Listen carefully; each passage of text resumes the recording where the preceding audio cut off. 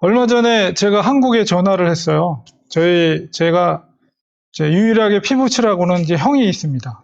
그래서 형한테, 이번에 이제 한국 가서 형을 만나고 왔는데, 사실은 안타까운 일이지만, 이제 형도 신학교를 가고 저도 신학교를 갔지만, 저는 목회를 하지만 형은 이제 그 길로 가지 않았습니다. 그래서 정말 어려운 상황 속에 살고 있어요. 그래서 이제 형을 돕는 일을 좀 한국에 나간 동안 했고, 이제 확인차 전화를 드렸어요. 그래서 이제 내년에 이제 환갑이 되거든요, 형이.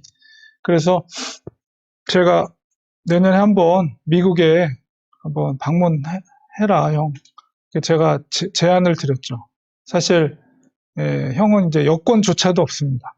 저희 가족들 중에 여권 있는 사람은 저밖에 없었어요. 한 번도 저희는 가족용 여행이라고는 가보지도 못했고, 유일하게 비행기 탄 사람은 저밖에 없습니다. 그래서 이제 형한테 그래도 동생이 미국에 있으니까 조그만 아파트에 살지만 거실에서 자면 되죠. 뭐 어때요? 그래서 미국에 오면 그래도 먹고 자는 거는 저희 집에서 하면 되니까 그래도 한번 와라 이렇게 부탁을 하고 여권 먼저 만들고 그래야지 뭘 비행기 티켓을 끊더라도 하니까 이렇게 얘기를 했습니다. 근데 뜻밖에도 자기는 미국에 가면 캘리포니아에 꼭 가고 싶은 한 군데가 있대요. 다른 거는 모르겠는데 거기 한 군데는 꼭 가고 싶다 그러더라고요. 그래서 어디냐고, 거기가 뭘 보고 싶냐고 그랬더니 화이트 마운틴이라고 해서 그 위에 무드셀라라는 나무가 있다고 합니다. 저도 인터넷상에서 이렇게 찾아보니까 정확하게 이 나무인지 모르겠어요. 그러나 인터넷상에는 이 나무가 무드셀라라는 나무라고 그래요. 이 나무가 나이가 대략 한 4,800년, 거의 5,000년을 살아있는 나무라고 그래요. 근데 형도 무슨 생각이 있었겠죠. 그러니까 다른 건 모르겠고 저 나무를 꼭 한번 봤으면 좋겠다. 그 얘기를 하더라고요. 그래서 저도 이제 구글에서 찾아보니까 저희 집에서 차로 5시간 반이면 갈 수 있는 거리더라고요. 그래서 우리 집에서 가까우니까 비숍이에요. 캘리포니아에 있어요. 그 데스밸리 가기 전에 그쪽에 있어요. 그래서 저도 이게 캘리포니아에 있는 줄을 몰랐어요. 제너럴 셔먼이 제일 큰 나무잖아요. 키가 큰 나무.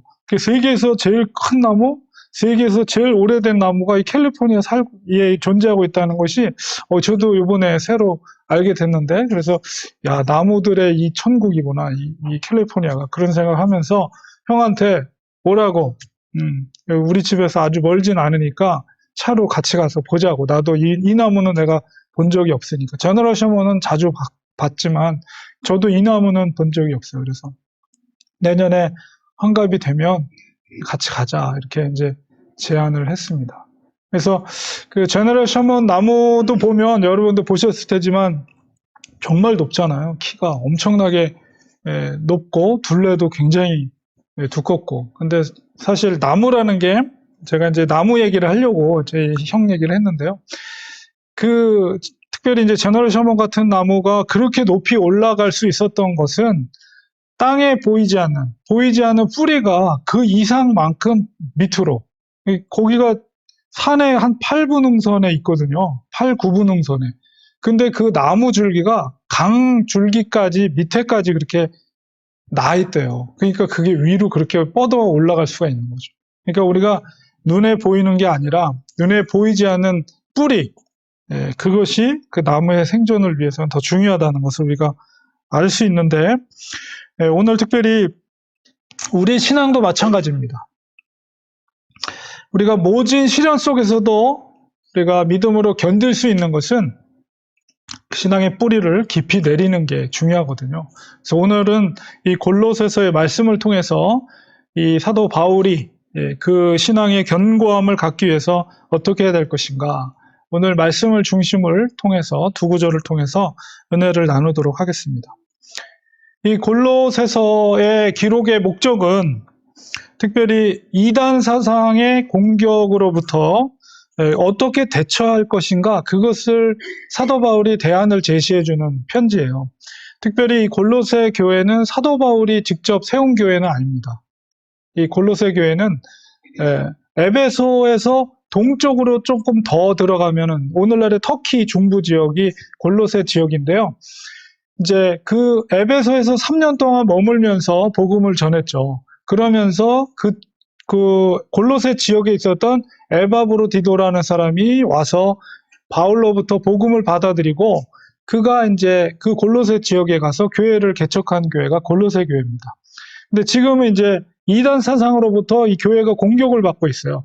그래서 스승이었던 바울에게 편지를 써서 내가 어떻게 하면 좋겠습니까? 이렇게 그 문제를 이야기했을 때 사도 바울이 쓴 편지가 골로새 교회, 골로새서입니다.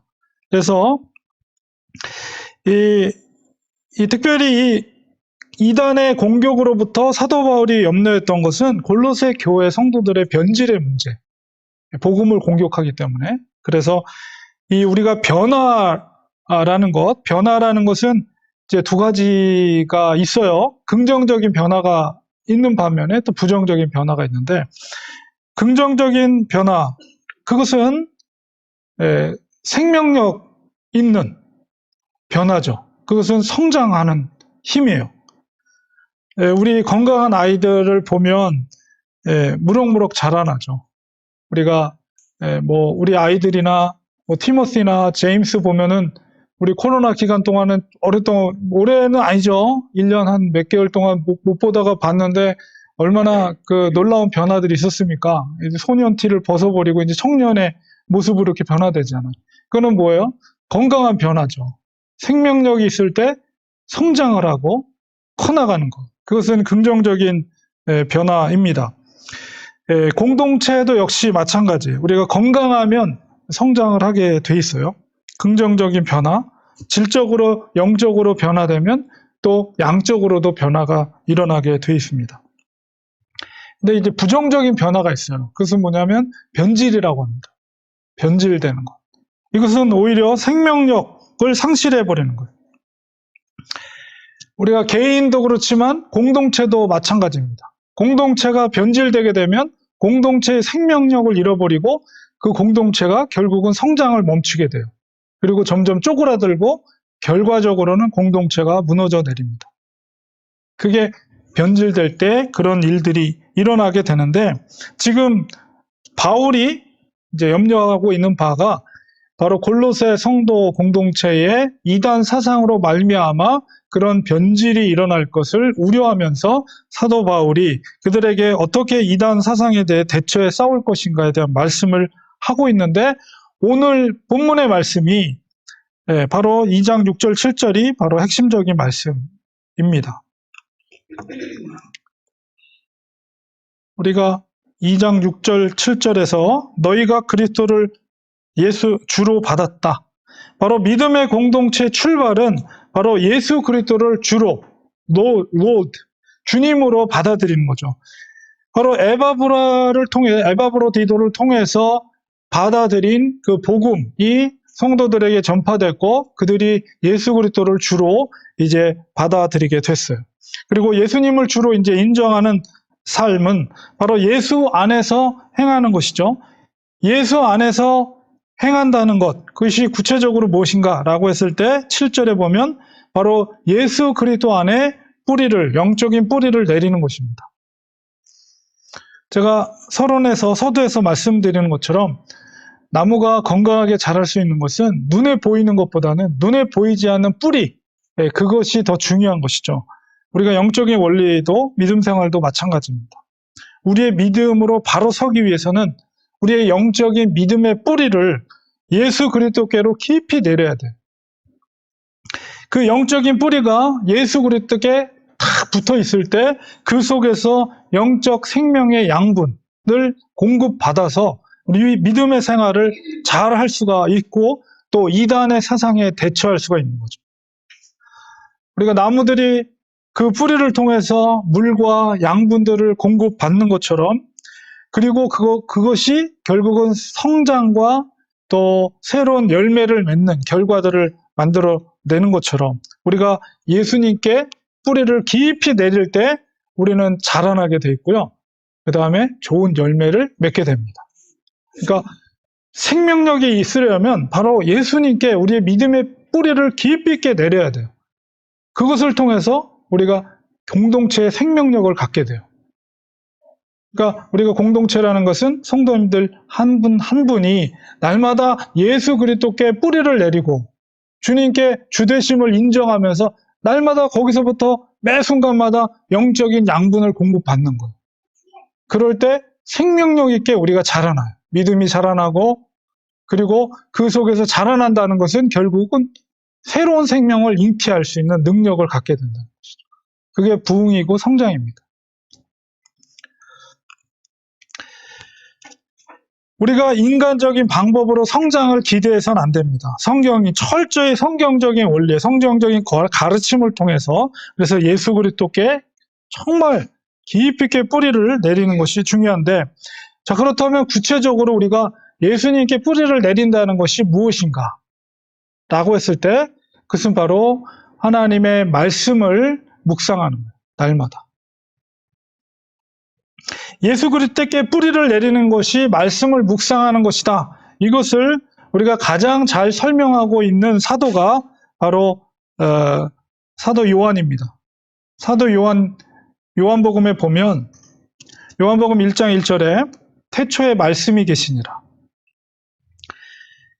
말씀이 로고스인데요. 이 말씀이 하나님과 함께 계셨고 이 말씀이 곧 하나님이시다. 이렇게 하고 1장 14절에 말씀이, 그 로고스가 육신이 되어 우리 가운데 거하심에 우리가 그의 영광을 보니 아버지의 독생자의 영광이라. 그러니까 이게 삼위일체 교리의 아주 핵심적인 구절이기도 해요. 태초에 말씀이 계셨는데 그 말씀이 로고스, 말씀이 하나님과 함께 계셨는데 그 말씀이 곧 하나님이라. 하나님이 곧 말씀이다. 그렇게 사도 요한이 말하고 있고 14절에 근데 그 말씀이 육신을 입고 이 땅에 오셨는데 그분이 바로 아버지의 독생자이다. 그러므로 말씀이 하나님이며 그 하나님이 독생자 그리스도다 라는 것을 사도 요한이 논리적으로 설명하고 있어요. 그래서 우리가 예수 그리스도께 뿌리를 내린다는 것은 그 말씀을 날마다 묵상하는 거예요. 말씀 자체가 능력이에요. 왜냐하면 말씀이 독생자 그리스도요, 말씀이 하나님이기 때문에. 그러니까 우리가 날마다 하나님의 말씀을 묵상할 때 말씀이 생명력이 있어서 우리에게 영적인 양식을 공급해줘요. 자, 그리고 우리가 긍정적인 변화의 프로세싱, 우리가 변화되는 그 과정이 어떤 과정을 거치게 되냐면 말씀이 일단 우리 속에 들어오게 되면 우리의 생각이 변화가 돼요. 우리 속에 있었던 부정적인 생각들, 그 다음에 욕심, 그 다음에 음란한 생각들, 악한 생각들, 이런 것들이 같이 양립할 수가 없어요. 말씀의 능력은 말씀 자체가 그리스도요, 그리스도는 생명이라고 그랬고 진리라고 그랬고 빛이라고 말했어요. 예수님이, 복음이, 말씀이 그 속에 있을 때는 그 자체가 빛이기 때문에 어둠의 그림자가 존재할 수가 없어요. 어둠의 생각들, 부정적인 생각들, 우울한 생각들, 그리고 탐욕적인 생각들, 이런 것들이 물러가게 돼 있어요. 변화의 프로세싱 중에 첫 번째는 복음이 함께할 때, 말씀이 함께할 때 우리의 생각이 변화된다. 긍정적인 생각으로, 소망의 생각으로. 아주 정말 내 마음속에 화가 나는 마음, 혹은 남을 미워하는 마음, 혹은 너무 힘든 마음, 그리고 우울한 마음, 자기 자신을 막 찌르는 마음, 이런 것들이 있을 때 하나님의 말씀을 묵상하면 그것이 능력이 돼서 그런 생각과 마음들이 물러가게 돼 있어요. 생각이 변화되면 그 다음에 어떻게 되는지 아세요? 우리의 말이, 언어가 바뀌어요. 내 속에 부정적인 생각, 상대방을 미워하는 생각, 화가 나는 생각, 이런 것들이 있으면 내 입에서 나오는 말도 그런 열매, 결과들이 나오게 돼 있어요. 상대방을 아프게 하고, 찌르고, 나쁘게 말하고, 내가 화를 내고. 그러나 우리 속에 변화된 우리의 생각이 소망의 생각, 긍정적인 생각, 그리고 아무리 힘들어도 그 속에서 나의 생각이 바뀌게 되면 거기서 소망을 발견하게 돼요. 그 속에서 기쁨이 생겨요. 그러면 거기서 나오는 말이 바뀌어요. 괜찮아. 할 수 있어. 넌 잘 될 거야. 절대 포기하지 마. 하나님이 도와주실 거야. 말이 바뀌어요. 그리고 말이 바뀌면 그 다음에 어떻게 되는지 아세요? 우리의 행동이 바뀌어요. 생각이 바뀌면 우리의 말이 바뀌고, 우리의 말이 바뀌면 우리가 무엇을 해야 될지 행동이 변화가 돼요. 남에게 해가 되는, 내가 세상의 즐거움을 위해서 가던 발걸음이 멈추게 됩니다. 내 손이 섬김의 손으로 바뀌게 됩니다. 남을 위로하는 생각으로 나의 손이 그들을 돕고 그들을 섬기는 손과 발로 바뀌게 된다. 그리고 그것이 계속해서 유지가 되면 바로 그것이 그 사람의 인격이 되는 거예요. 이게 바로 변화의 프로세싱이에요. 그 능력은 뭐예요? 그 근본적인 변화의 능력 핵심은 바로 예수 그리스도예요. 예수 그리스도께 뿌리를 내릴 때 거기서부터 변화의 출발이 시작되는 겁니다. 그래서 사도 바울이 지금 말하는 게 뭐예요? 골로새 교회 성도들이 지금 이단 사상에, 이 사상에 오염이 되면 생각이 바뀌게 되고요. 부정적인 생각으로. 그리고 말이 바뀌어요. 그리고 그 속엔 분열이 생겨요. 결국 변질이 되는, 공동체가 변질이 되고 와야 되는. 근데 바로 예수 그리스도께 뿌리를 내릴 때 바로 그 속에서 생각을 주장해 주시고 바로 복음의 능력이 우리의 말을 주장하고 우리의 행동을 변화시켜 준다는 것입니다. 바울은 특별히 골로새서 유독 그리스도를 강조합니다. 복음의 뿌리를 내릴 때 이단의 공격에서 요동치 않기 때문입니다. 우리가 골로새서 에베소서를 그 쌍둥이 서신이라고 하거든요. 근데 교회론을 강조하는 유사성이 있고 또 내용의 유사성도 있는데요. 에베소서는 특히 교회를 강조해요. 그래서 제가 렌추아님 교회 처음 개척해서 수요 예배 때 시작했던 말씀이 에베소서예요. 에베소서가 교회를 강조한다면 바로 이 골로새서는 그리스도를 강조합니다. 예수 그리스도. 주님과 함께할 때 믿음을 지킬 뿐만 아니라 우리의 믿음의 변화, 성장이 이루어지게 됩니다. 우리는 믿음의 성장과 또 변화, 이것을 우리가 사모해야 돼요. 그 변화를 위해서 우리 예수 그리스도께 뿌리를 깊이 내려야 됩니다. 하나님의 말씀을 깊이 묵상하시기 바랍니다. 그리고 인격적으로 주님과의 관계를 유지하시기 바랍니다. 날마다 우리의 삶 가운데 주님을 초청하시고 또 주님과 의논하세요. 아무리 사소한 일이라도 주님께 의논하세요. 뭐 기도를 통해서 우리가 가능한 일이죠. 우리 교회 공동체도 마찬가지입니다.